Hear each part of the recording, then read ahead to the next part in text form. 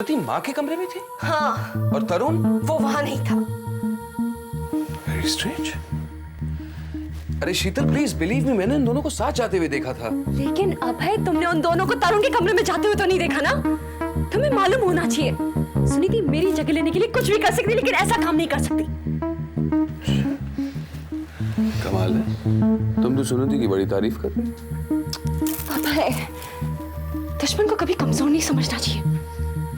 सुनीति समझ गई कि हम दोनों मिलकर उसके साथ क्या कर रहे हैं। वो जान गई थी कि तुम जाके माँ को जरूर कहोगे कि वो तरुण के साथ शराब पी रही थी।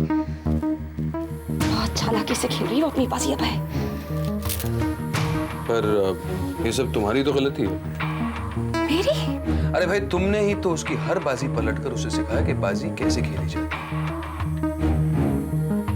अब ये बाजी पलटकर दिखाओ तो मैं मानूं। दरअसल अभय, अभी जो कुछ हुआ वो नहीं होता, लेकिन मैं बहुत डिस्टर्ब थी। डिस्टर्ब? पर क्यों? एक आदमी मुझे फोन पे फोन किए जा रहा था। आवाज बहुत जानी पहचानी थी, लेकिन मैं समझ नहीं पाई कि वो कौन था। अच्छा, पर उसने ऐसा क्या कह दिया कि तुम इतनी डिस्टर्ब हो गई? वो अभय, वो जानता है कि मेरी शादी तुमसे हो गई और ये मेरी दूसरी शादी है। तो उसने हमारी शादी की कुछ तस्वीरें ली हैं, जो वो चाहता है मैं उससे खरीदूं, उसके मुंह मांगी कीमत देकर।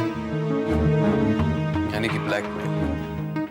लेकिन अभय, मेरी दूसरी शादी के बेसिस पे मुझे कौन ब्लैकमेल कर सकता है? लेकिन जानेमन, केस तो तब होगा जब तुम्हारा पहला पति कोर्ट में ऑब्जेक्शन ले तुम्हारी दूसरी शादी पे, राइट? और वो तो मर गया। कहां से ढूंढेगी सुनीति दिनेश को?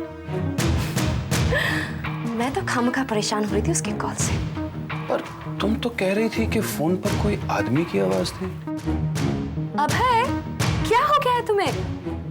याद है वो सुनीति का पुराना लवर जो लिपस्टिक में काम किया करता था? उसी से फोन करवाया होगा उसने। तुम्हारा मतलब है रवि?